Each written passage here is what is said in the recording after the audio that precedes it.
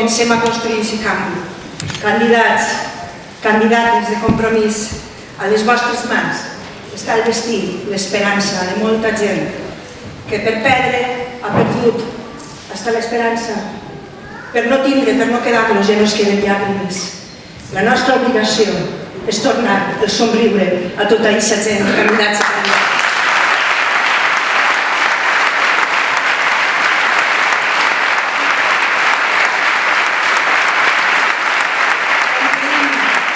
Omplim els pobles i ciutats, omplim el país de Compromís en un moment on veureu que comencen les inauguracions. Segur que a qualsevol dels vostres pobles van a inaugurar alguna cosa, encara que sigui una cosa inútil.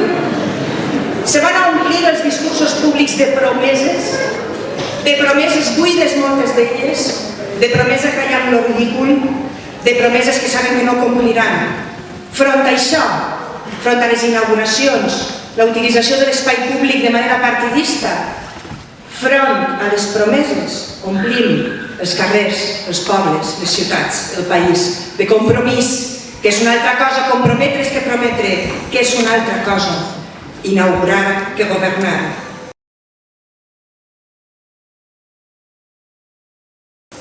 I és de veres que el règim cau. Lo de Rita Barberà l'altre dia, més enllà, a mi no me fa molta gràcia, sabeu, perquè no crec que siga la calor, com era el caloret del verano, el que tinga que donar la dignitat al nostre poble. Però més enllà sí que parlava valenyol, perquè tampoc vull desalentar que les persones intenten parlar en valencià. A mi sempre m'agrada quan una persona intenta parlar en valencià. Més enllà que no poder articular paraula ni en valencià ni en castellà. El problema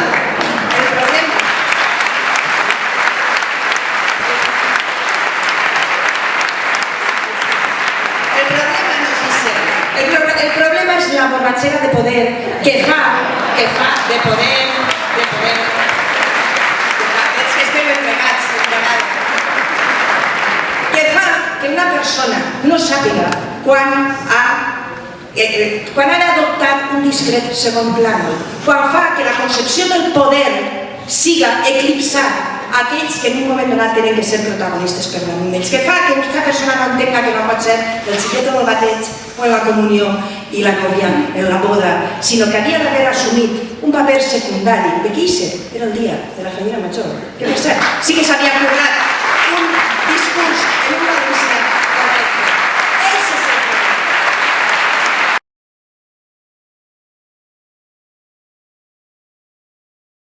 És la concepció d'acumulació de poder que ens ha dut a ser una de les comunitats autònomes més endeutades per la corrupció, que més han arrossegat el seu nom per terra i que més dany ens han fet i ens han empobrit per una concepció del poder absoluta, absolutista i antiga.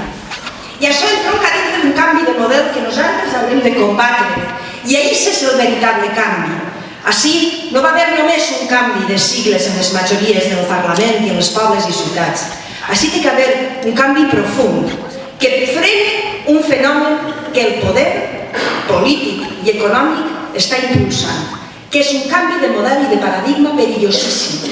I és passar d'un model on el centre són les persones i els drets de les persones, i així va néixer des de la Il·lustració i es va plasmar en la Declaració Universal dels Drets de les Persones i després en les diferents constitucions i estatuts, en el nostre cas, en el nostre Estatut d'Autonomia, on hi ha una sèrie de drets, el dret a una vida digna, el dret a un salari digne, al treball, a una vivenda, a la salut, a l'educació, a un medi ambient saludable.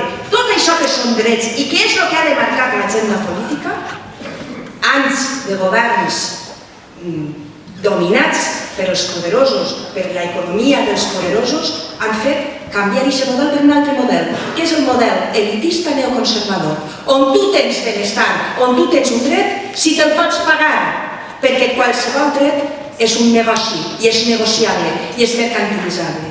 Aquest canvi de paradigma que fa, per exemple, que se justifique privatitzar la sanitat, o que Alberto Fabra diguera que tancava Canal 9 perquè no volia tancar escoles o hospitals, això que fa que tinguem que triar entre un dret o un altre, això és un canvi de model que hem de parar, perquè primer està el dret i l'agenda política el que ha de fer és complir aquest dret, perquè és inherent a la persona, és inherent a la condició de ser humà i és inherent a la condició de ciutadà. I no som una altra cosa que ciutadans, no som clients, no som usuaris, no som consumidors, som ciutadans, amb tot el que això implica.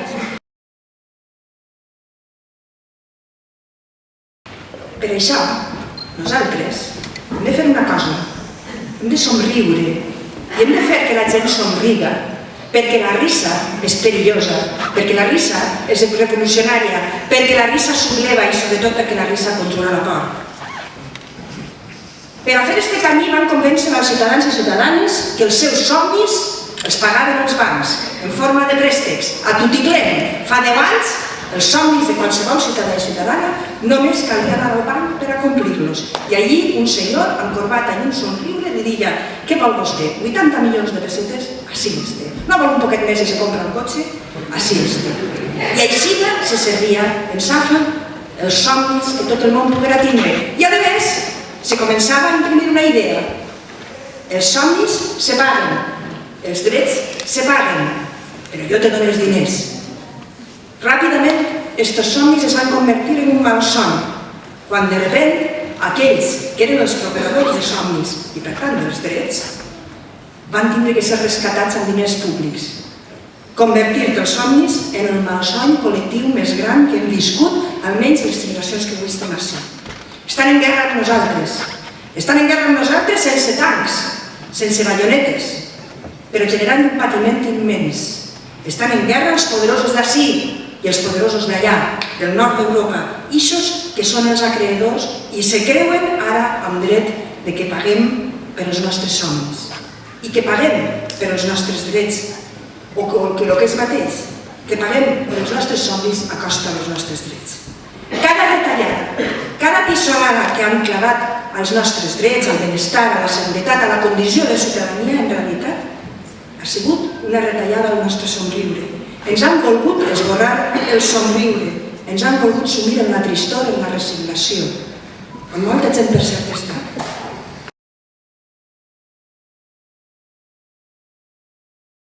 Tenim un 36% de pobresa infantil al País Valencià, molt per damunt de la mitjana espanyola. Un 36%, companys i companyes.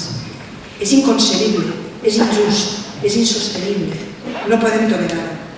Un terç d'exclusió social. Un terç de valencians i valencianes estan exclosos de la societat, de l'economia, de la ciutadania. Perquè quan a algú se li redueix a la condició de sobreviure, ja no és ciutadà. Esta és la primera emergència que hem de combatre. El nou govern, el primer que s'haurà de posar a treballar és en aquesta emergència social. No hi ha una societat que pugui construir-se sobre les esquenes d'un terç de la població, sobre les llàgrimes d'un terç de la població que ha perdut la dignitat, que ha perdut la seguretat i que ha perdut el somriure. Nosaltres hem de dir, torneu a somriure, hem de fer plans de renda de ciutadania, hem de fer plans de menjadors escolars, hem de fer plans de conciliació, d'educació de 0 a 3 anys, que permeten precisament a les persones ara excloses que tinguen una altra volta la seva condició de ciutadania. Hem de dir-li a la gent clarament que una societat és tot plegada d'esta crisi estafa que ens ha assumit. I si no hi neixim totes les persones plegades, no ni serem societat, sinó que serem una sèrie d'individus lluitant amb els altres per sobreviure. Però no només hem de procurar aquesta vida digna, com a pla de xoc, també hem d'atacar les injustícies que generen això. Mireu, durant els últims anys de la crisi, el 10% de les rendes més altes tenen un 24% més de renda. Han pujat la seva renda un 24%. El 10% de les rendes més baixes han perdut un 10% de renda. Esta és la crua realitat. I això és el que hem de combatre. El que genera aquestes injustícies, un sistema que acumula poder i capital fins al punt de fer cada volta més gran la bretxa entre els que més tenen i els que menys tenen, fins al punt que a nivell global, perquè també estem en un món global, 80 persones que caben en un autobús d'estos de London, de 2 pisos, 80 persones tenen el mateix que 3.500 milions de persones en este planeta. És a dir, que la meitat d'este planeta. Això no pot ser, és insostenible i no és just.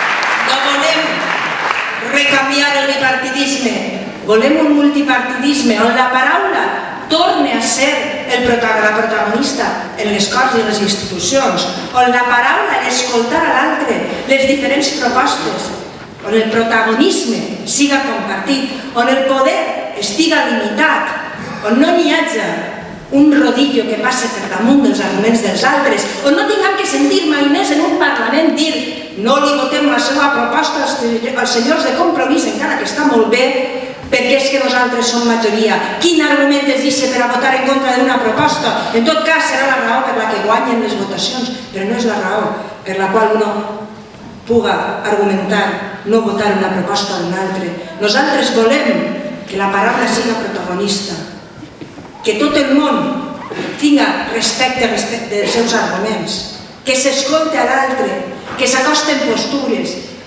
que se dialogue, que se transigisca. Això és el Parlament que volem, un poder limitat i sobretot limitar el poder del govern des del principi, la renúncia al poder sobre els altres, el poder en sentit modern, en sentit feminitzat, en sentit com s'ha d'entendre en el segle XXI, és un poder per a fer coses, és un poder per a canviar la vida de la gent, és un poder compartit basat en la codecisió amb la gent. No volem canviar el despotisme ignorant que hem patit durant aquests anys per cap despotisme, per molt il·lustrat que siga, perquè neguem la major. No volem despotisme.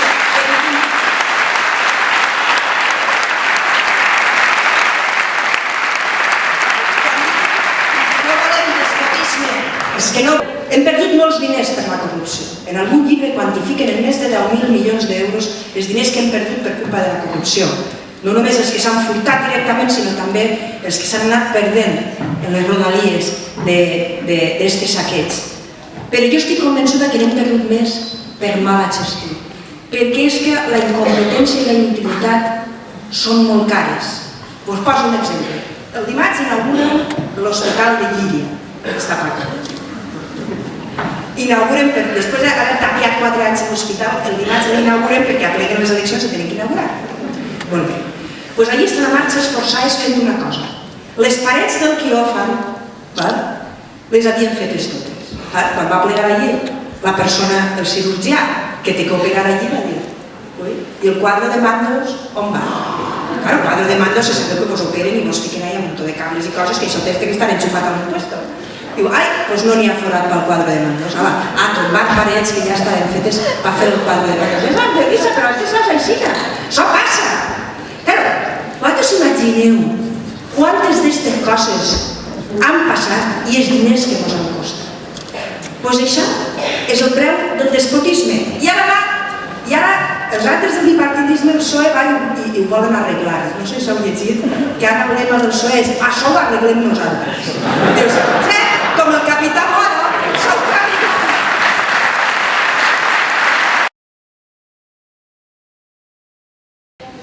Quan en educació han fet el model entre verd, català, català, verd, que tanto monta tanto, i han fet un dels majors atacs a l'educació que hem viscut també les generacions que estem així, volent fer una educació de primera, de segona, havent atacat immisericordiament a l'escola pública. Ara parlen molt de la llibertat d'elecció. Quina llibertat d'elecció han tingut els pares i mares del Cremona? Ahir estiguem en el Cremona, Jordi, Sebastià i jo. I sabeu, en el Cremona és un col·legi que la consellera Català li l'ha jurat. I aleshores han llevat ja la línia de 3 anys, la unitat de 3 anys, per a que el col·legi vagi acabant-se, perquè si tu acabes en la línia de 3 anys, a partir d'ahir el col·legi li queden 8 anys. El col·legi està sincerament en barracons, de manera que quan els xiquets ixen de l'aula, una aula que és més xicoteta del que hauria, una aula que té forats, perquè la fusta va podrint-se després de 8 anys de pluges i d'inclemències meteorològiques. Quan ixen de l'aula estan al carrer, perquè els corredors estan oberts al carrer. Quan pengen els seus treballs en la paret de l'aula, se'ls volen perquè el vent les lleva. I malgrat això, tenen una de les millors comunitats d'aprenentatge del País Valencià. Tenen un col·legi on pares, mares, mestres estan implicats. Tenen un col·legi on s'han compromès a mantindre el col·legi. Volen un col·legi de Rajola, evidentment, però sobretot volen el seu col·legi.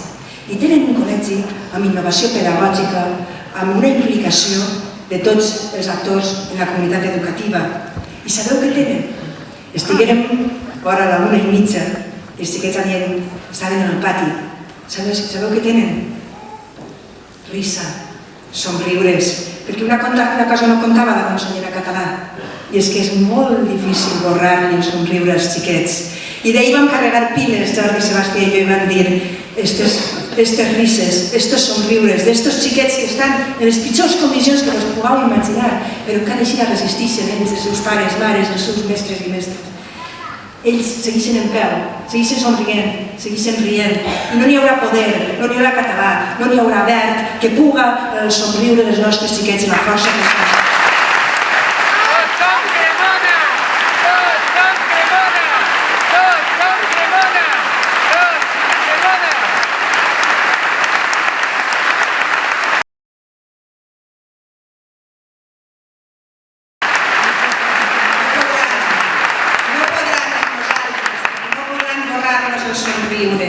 Mireu, quan a les persones amb discapacitat, quan a algun tipus de dependència s'han retallat les ajudes fins a la meitat o menys de la meitat, fins a quantitats ridícules que quasi són insultants, quan els han castigat en el copago i molta gent ara té que abandonar els servicis, els centres de dia, els centres ocupacionals, quan els han confiscat els diners dels seus comptes corrents sense que hagin donat permís ni consentiment per a que els cobrat ni copago.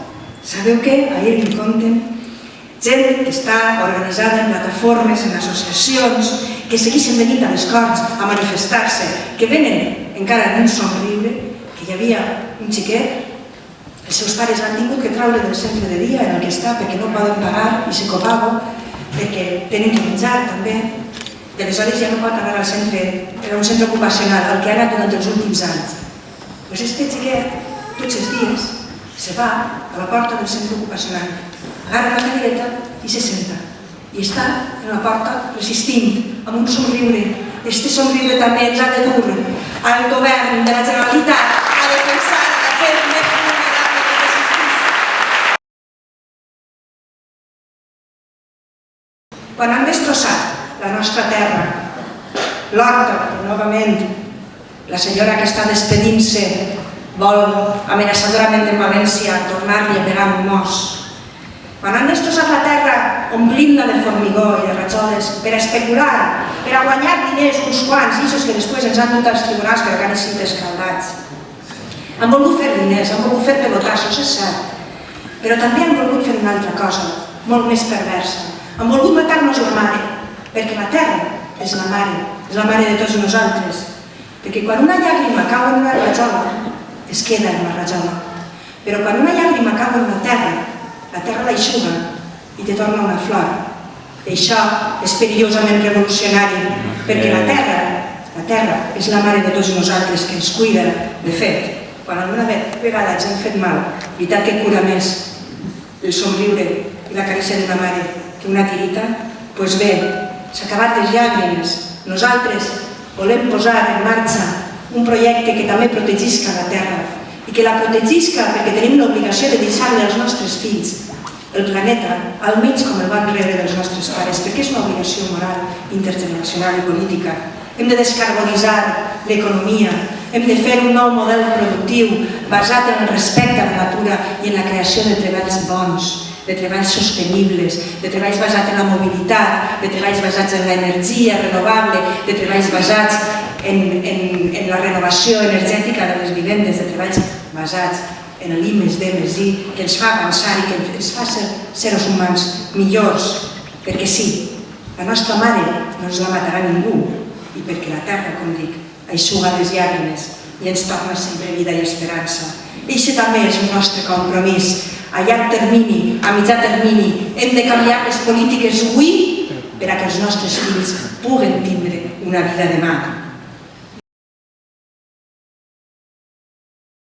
I quan l'estat espanyol ens manté en una situació d'injustícia i de discriminació al nostre país, quan ens ha castigat com a poble, en realitat, mon pare sempre deia que quan havíem sigut rebels, Franco no ens volia, diu, i des d'aleshores fins així ningú govern ens ha volgut. Potser això explica per què som l'anomalia democràtica de tot l'estat espanyol i és l'únic territori que, sent pobre, perquè ahir ens ha col·locat el Partit Popular a les seves polítiques, tenim més desocupació que la mitjana estatal, tenim la renta per càpita per baix de la mitjana estatal, tenim el PIB per baix de la mitjana estatal i paguem com si fórem rics i paguem a comunitats més riques que nosaltres. Perquè això, l'infrafinançament, és el responsable de que tinguem uns serveis devaluats, de que tinguem el desenvolupament dels serveis públics molt per baix de la mitjana estatal i, per tant, molt per baix dels països de la Unió Europea, de la UE 15, i tenim uns serveis públics que no tenen la qualitat que tenen en altres comunitats autònomes, precisament per aquest infrafinançament. Ens han volgut esborrar el somriure, però no ho van aconseguir perquè no ho han aconseguit mai, perquè sempre s'ha alçat com a poble. I esta volta el nou govern tindrà un o una Varoufakis que anirà a Rajoy, a Benignos, a Montoro, a Piscina, a dir que ja té prou.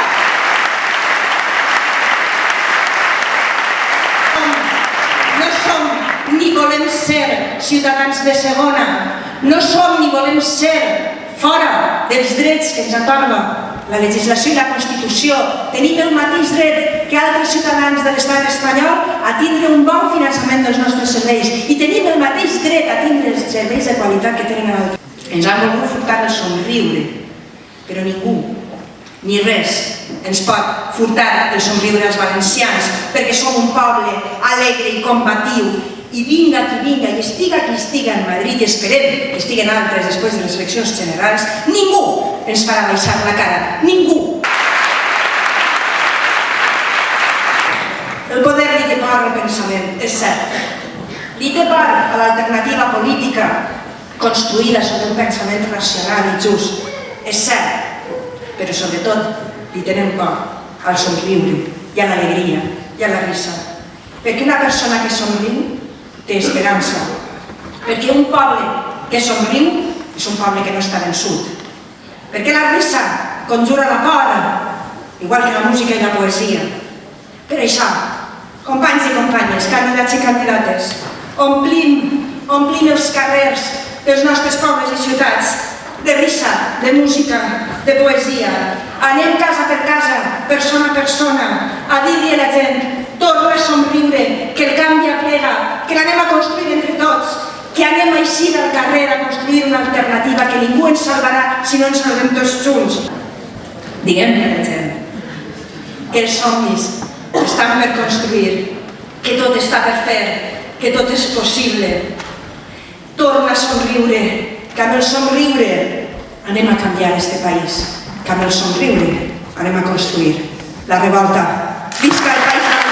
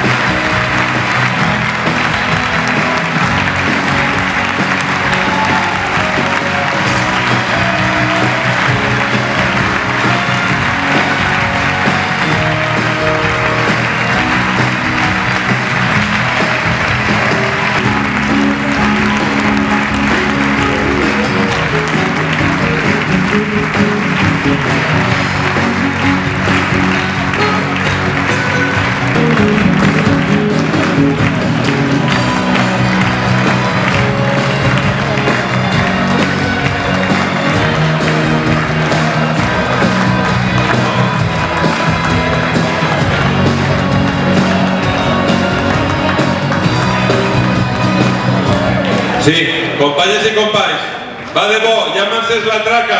Comença la mascletà.